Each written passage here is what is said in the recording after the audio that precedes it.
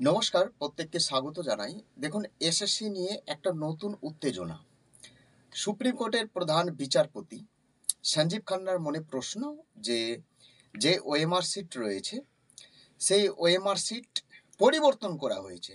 অর্থাৎ যারা অযোগ্য চাকরি প্রার্থী রয়েছে, এসএসসি গ্রুপ সি হোক বা গ্রুপ ডি হোক, নবম দশম হোক বা একাদশ দ্বাদশ শ্রেণীর শিক্ষকরা হোক, সঞ্জীব খান্নার মনে একটা প্রশ্ন উঠেছে। কেন উঠেছে আমি ডিটেলসে বলছি। এবং এই কারণে পুরো 26,000 চাকরি কিন্তু বাতিল হতে পারে, শুধুমাত্র একটা কারণে। যদিও সিবিআই তদন্ত করে অনেক ওএমআর সিট উদ্ধার করেছে গাজিয়াবাদ থেকে, উদ্ধৃত ওএমআর সিট, কিন্তু এই যে সঞ্জীব খান্নার মনে যেটা প্রশ্ন উঠেছে এবং যা তথ্য প্রমাণ রয়েছে সামনে টিকবে না। অর্থাৎ পুরো 26,000 চাকরি কিন্তু বাতিল হতে চলেছে। একটা গুরুত্বপূর্ণ খবর। কেন বাতিল হবে জানেন? আমি ডিটেলসে বলছি, জাস্ট একটা মিনিট সময় নেব, সময় নষ্ট করব না। প্রত্যেকের সময়ের মূল্য রয়েছে। ভালোভাবে শোনার চেষ্টা করবেন, বোঝার চেষ্টা করবেন। একজন অযোগ্য চাকরি প্রার্থী, বর্তমানে তিনি চাকরি করছে।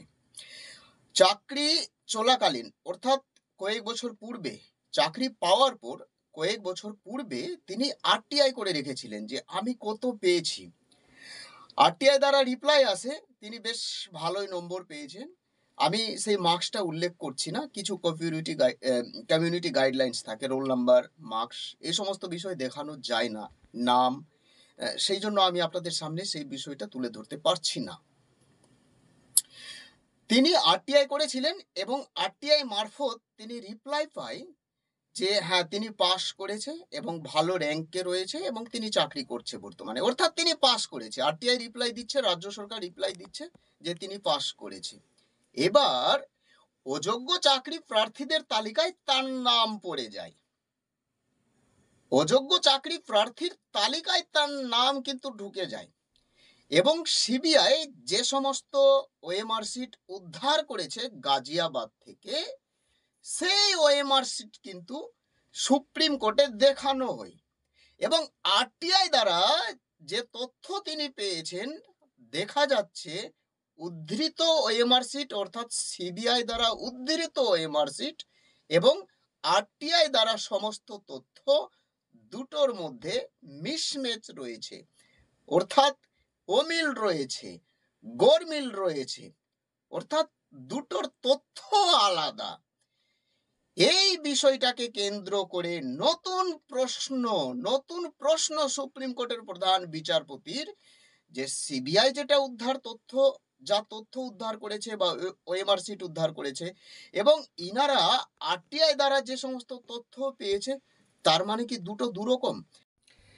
অর্থাৎ চিফ জাস্টিস অফ ইন্ডিয়ার মনে প্রশ্ন, সিবিআই যেটা ওএমআর সিট উদ্ধার করেছে তার রিপোর্ট অন্যরকম এবং আরটিআই দ্বারা যেটা রিপ্লাই পেয়েছে তার রিপোর্ট অন্যরকম। তার মানে কি ওএমআর সিট পরিবর্তন করা হয়েছে, টাকা পয়সা নিয়ে, ম্যালু নিয়ে, মাল নিয়ে, আবার কি নতুন ওএমআর সিট তাদেরকে দেওয়া হয়েছিল, অর্থাৎ গোল গোল করা হয়েছিল, অন্য ওএমআর সিট সেখানে আনয়ন করা হয়েছিল, অর্থাৎ নতুন ওএমআর সিট জালিয়াতি করে কি চাকরি পেয়েছে? এই প্রশ্নটা বর্তমানে চিফ জাস্টিসের মনে জাগ্রত হয়েছে।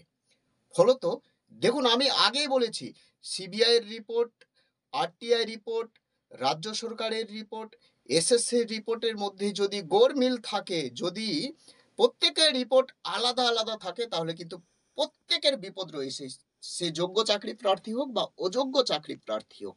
অর্থাৎ এসএসসি 2016 থেকে 26,000 চাকরি বাতিল হবে না, বা চাকরি বাতিল হবে, সেই বিষয়ে 100% এখনো কিছু বলা যাচ্ছে না। বা অযোগ্যদের শুধুমাত্র চাকরি বাতিল হবে সেটা বলে, অযোগ্যদের চাকরি তো বাতিল হবে, কিন্তু যোগ্যদের যে চাকরি বাতিল হবে না সেই বিষয়ে কিছু বলা যাচ্ছে না।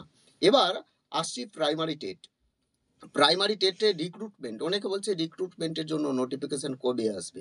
আমি তো বারবার বলেছি, যতক্ষণ না ওবিসি মামলা নিষ্পত্তি হয় ততক্ষণ আমাদের রাজ্যে শুধু প্রাইমারি টেট কেন, কোনো চাকরির পরীক্ষার জন্য রিক্রুটমেন্ট বা নতুন নোটিফিকেশন আসবে না।